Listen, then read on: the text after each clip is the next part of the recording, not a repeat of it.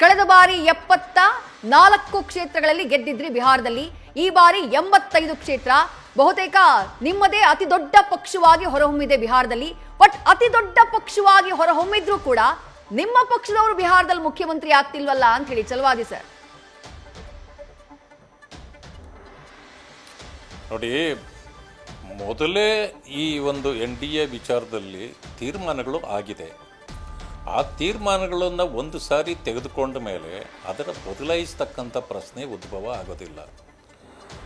ಅದು ಒಂದು ಕಡೆ. ಎರಡನೇದು, ನಾನು ಸಹೋದರ ಶ್ರೀನಿವಾಸ್ ಅವರ ಎರಡು ವಿಷಯಕ್ಕೆ ನಾನು ಉತ್ತರ ಕೊಟ್ಟು ಆಮೇಲೆ ಅಮೀನ್ ಮಠ್ ಅವರ ವಿಷಯಕ್ಕೆ ಬರ್ತೇನೆ. ಈಗ ಶ್ರೀನಿವಾಸ್ ಅವರು ಹೇಳಿದರು ವೋಟ್ ಚೋರಿ ಬಗ್ಗೆ. ವೋಟ್ ಚೋರಿ ಇವತ್ತು ನೀವು ಹೇಳ್ತೀರಿ, 80 ವರ್ಷದ ವಯಸ್ಸಿನ ಒಬ್ಬ ವ್ಯಕ್ತಿ ಹೊಸ ವೋಟರ್ ಹೇಗೆ ಆಗಲಿಕ್ಕೆ ಸಾಧ್ಯ ಅಂತ.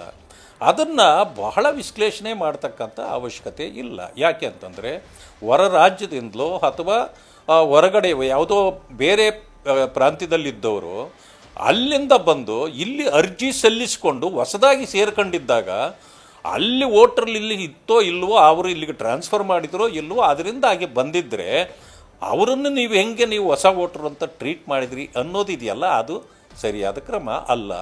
ಅದಾದ ಮೇಲೆ ಇವತ್ತು ಎಷ್ಟೋ ಇದು ಮತದಾರರನ್ನು ನೀವು ಕೈ ಬಿಟ್ಟಿದ್ದೀರಿ, ತೆಗೆದು ಬಿಟ್ಟಿದ್ದೀರಿ ಅಂತ. ಹೌದು, ಏನಾಗಿದೆ ಅಂತಂದರೆ, ಕೆಲವು ಕಡೆಯೆಲ್ಲನೂ 2-3 ಕಡೆ ಮತದಾರರಿದ್ದವರು ಅಥವಾ ಅವರು ಅಲ್ಲಿಗೆ ಸಂಬಂಧವಿಲ್ಲದಿದ್ದವರೇ ಬಂದು ವೋಟನ್ನು ಸೇರಿಸ್ಕೊಂಡಿದ್ದವ್ರದ್ದು ಈಗ ಸಹಜವಾಗಿ ಡಿಲೀಟ್ ಆಗ್ತಾ ಹೋಗ್ತಾ ಇವೆ. SIR ಬಂದಿರೋದೇ ಅದೇ ಕಾರಣಕ್ಕೆ. ಈ ರೀತಿ ಆಗ್ತಕ್ಕಂಥ ಸಂದರ್ಭದಲ್ಲಿ ತೆಗೆದ್ರು ಅನ್ನೋದಿದೆಯಲ್ಲ, ಅದಿಲ್ಲ. ಅದನ್ನು ನೀವು ತೆಗಿಬೋದು, ನಾವು ತೆಗಿಬೋದು. ವೋಟ್ ಚೋರಿ ಅನ್ನೋ ಮಾತು ಕರ್ನಾಟಕದಲ್ಲಿ ಗೆದ್ದವ್ರು ಯಾರು? ನೀವು ವೋಟ್ ಚೋರಿ ಅಂತ ಹೇಳ್ತಿರೋರು ಯಾರು? ವೋಟ್ ಚೋರಿ ಖಂಡಿತವಾಗಿಯೂ ಇಲ್ಲಿ ನಡೆದಿದೆ ಅನ್ನೋದೇ. ಆದರೆ ನೀವೆಂಗೆ ಗೆಲ್ಲಲಿಕ್ಕೆ ಸಾಧ್ಯ ಆಗ್ತಿತ್ತು?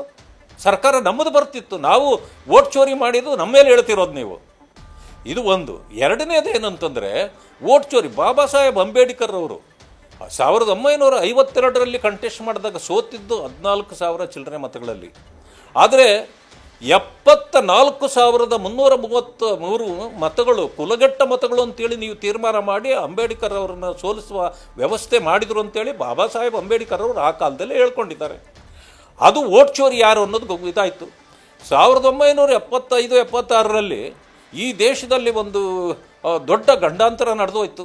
ಅದೇನು ಅಂತಂತಂದರೆ, ಸಂವಿಧಾನವನ್ನೇ ಕಾಂಗ್ರೆಸ್ ಪಕ್ಷ 2.5 ವರ್ಷಗಳ ಕಾಲ ತಟಸ್ಥಗೊಳಿಸಿಬಿಡ್ತು. ಇಂದಿರಾ ಗಾಂಧಿಯವರು ಆ ಕಾಲದಲ್ಲಿ ಅದನ್ನು ಎಮರ್ಜೆನ್ಸಿಯನ್ನು ಡಿಕ್ಲೇರ್ ಮಾಡಿದರು. ಕಾರಣ ಏನು? ಕೋರ್ಟ್ನಲ್ಲಿ ಇವರು ವೋಟ್ ಚೋರಿ ಮಾಡಿದರು ಅನ್ನೋ ಕಾರಣಕ್ಕೆ ಅವರ ಮೇಲೆ ಬಂದ ಆಪಾದನೆಗೆ ಅದು ಇಷ್ಟೆಲ್ಲ ಗಂಡಾಂತರಗಳು ನಡೆದಿದ್ದು.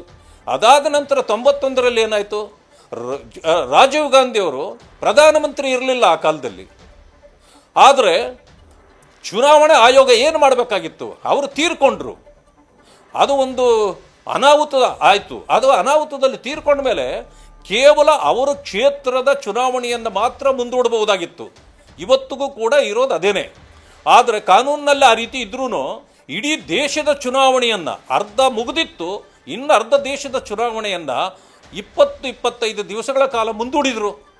ಅಂದರೆ ಇದು ಆ ಚುನಾವಣೆಯನ್ನು ಮುಂದೂಡಿದ ಮೇಲೆ ಇವರ ಅಸ್ಥಿಯನ್ನು ತೆಗೆದುಕೊಂಡು ಇಡೀ ದೇಶದಲ್ಲಿ ಪ್ರಚಾರ ಮಾಡಿ ಅನುಕಂಪವನ್ನು ಪಡ್ಕೊಂಡು ಆ ಚುನಾವಣೆಯ ಗೆಲ್ಲಲಾಯಿತು.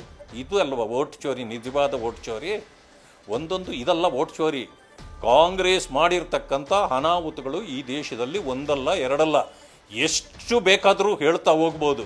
ಈ ಬ್ಯಾಲೆಟ್ ಪೇಪರ್ ಇರುವಾಗ ಏನೇನು ಅನಾಹುತಗಳು ಕಾಂಗ್ರೆಸ್ ಮಾಡ್ತಿತ್ತು ಎಲ್ಲ ಒಬ್ಬ ವ್ಯಕ್ತಿ ಬೂತ್ನ ಒಳಗಡೆಗೆ ನುಸುಳಿ ಎಲ್ಲರ ಮತಗಳನ್ನು ಹಾಕಿ ಎಲ್ಲ ವೋಟಿಂಗ್ ಮುಗಿದೋಗಿದೆ ಹೊರಟೋಗಿ ಅಂತ ಕಳಿಸಿರೋಂಥ ನಿದರ್ಶನಗಳಿವೆ. ಕಾಂಗ್ರೆಸ್ನವರು ಇಂಥ ದಬ್ಬಾಳಿಕೆ ಮಾಡಿ ಬಂದಿರತಕ್ಕಂಥದ್ದು. ಇರಲಿ, ಇವತ್ತು ನೀವು ವೋಟ್ ಚೋರಿ ಅಂತ ಹೇಳಿ ಜನರಿಗೆ ಇದು ಮನವರಿಕೆ ಆಗಲಿ, ಜನ ತೀರ್ಮಾನ ತೆಗೆದುಕೊಂಡು ಕೊಡಲಿ. ಇವತ್ತು ಎಲ್ಲವೂ ಕೂಡ ಟ್ರಾನ್ಸ್ಪರೆನ್ಸಿ ಇದೆ. ಇದನ್ನ ನೀವು ಕಣ್ಣಾಮುಚ್ಚಾಲೆ ಆಡಲಿಕ್ಕೆ ಕಾಂಗ್ರೆಸ್ಗೆ ಸಾಧ್ಯ ಇಲ್ಲ.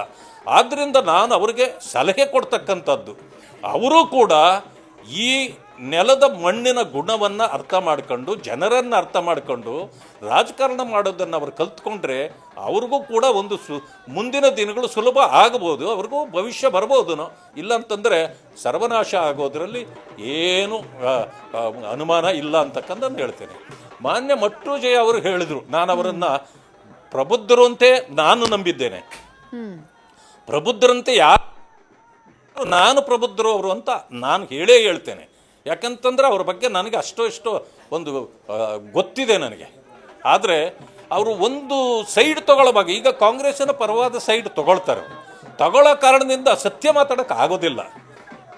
ಆದ್ದರಿಂದ ಕೆಲವು ಸಾರಿ ಆ ಪ್ರಬುದ್ಧತೆಯನ್ನು ಪಕ್ಕಕ್ಕಿಟ್ಟು ಮಾತಾಡ್ತಕ್ಕಂಥದ್ದನ್ನು ನಾನು ಗಮನಿಸ್ತಾ ಇದ್ದೇನೆ. ಅವರು ಇದನ್ನು ಕ್ರೆಡಿಟನ್ನು ಬಿ ಜೆ ಪಿಗೆ ಕೊಡಲಿಕ್ಕೆ ಅವರು ಸಾಧ್ಯವೇ ಇಲ್ಲ. ಯಾಕೆಂತಂದರೆ ಬಿ ಜೆ ಪಿಯನ್ನು ವಿರೋಧ ಮಾಡಬೇಕನ್ನೋದೇ ಅವರ ಮನಸ್ಥಿತಿ ಇರೋದ್ರಿಂದ ನೋಡಿ, LJPಗೆ ಅವರು ಒತ್ತು ಕೊಡ್ತಾರೆ ಅಥವಾ JDUಗೆ ಒತ್ತು ಕೊಡ್ತಾರೆ. ನಾವು ಬಿ ಜೆ ಪಿಯನ್ನು ಹಾಗೆ ಒಂದು ಒತ್ತಿ ಸೈಡಿಗೆ ಇಟ್ಟೇ ಮಾತಾಡ್ತಾರೆ. ಅದು ರಾಜಕಾರಣದಲ್ಲಿ ಒಪ್ಪಿಗೆ ಆಗದಿದ್ದಾಗ ಮಾಡ್ತಕ್ಕಂಥದ್ದು ಇದು. ಆದರೆ ಸ್ಥಳೀಯ ನಾಯಕತ್ವಗಳನ್ನು ಬೆಂಬಲಿಸಬೇಕು, ಅವರನ್ನು ಗೌರವಿಸಬೇಕು, ಬೆಳೆಸಬೇಕು ಅಂತಕ್ಕಂಥ ಅವರ ಸಲಹೆ ಇದೆಯಲ್ಲ, ಇದು ಒಂದು ಪಕ್ಷಕ್ಕೆಲ್ಲ ಎಲ್ಲ ಪಕ್ಷಗಳಿಗೂ ಕೂಡ. ಹೀಗೆ ನಮ್ಮ ಪಕ್ಷಕ್ಕೂ ಅವರು ಹೇಳತಕ್ಕಂಥ ಆ ಸಲಹೆ ಇದೆಯಲ್ಲ, ನಾವು ಕೂಡ ಒಪ್ತಕ್ಕಂಥ ಮಾತಿದೆ, ಅದನ್ನು ನಾನು ಒಪ್ತೇನೆ. ಒಂದೇನಂತಂದರೆ, ಅವರು ಕಾಂಗ್ರೆಸ್ಸಿನ ಪರವಾಗಿ ನಿಲುವನ್ನು ತೆಗೆದುಕೊಂಡಾಗ ಕಾಂಗ್ರೆಸ್ಗೆ ಅವರು ನೇರವಾಗಿ ಹೇಳಬೇಕು. ಯಾಕಂತಂದರೆ ಅವರು ಕಾಂಗ್ರೆಸ್ ಅವರು ಸದಸ್ಯರಿದ್ದಾರೋ ಇಲ್ಲ ನನಗೆ ಗೊತ್ತಿಲ್ಲ, ಆದರೆ ಮಾನಸಿಕವಾಗಿ ಅವರು ಕಾಂಗ್ರೆಸ್ಸಿನ ಜೊತೆಯಲ್ಲಿ ಇರಬಹುದು.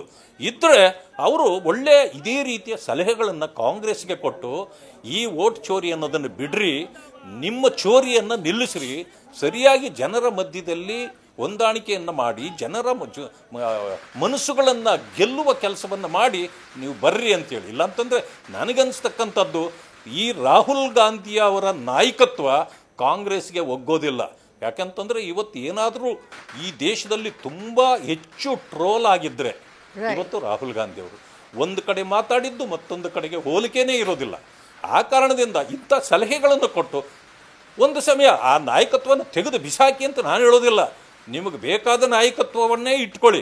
ಆದರೆ ಅವರಲ್ಲಿರ್ತಕ್ಕಂಥ ನ್ಯೂನ್ಯತೆಗಳನ್ನು ಸರಿಪಡಿಸುವ ಸಲಹೆಗಳನ್ನು ಪ್ರಬುದ್ಧರು ಕೊಡಲಿ ಮಟ್ಟು ಅವರು ಅಂತ ನಾನಂತೂ ಭಾವಿಸ್ತೇನೆ.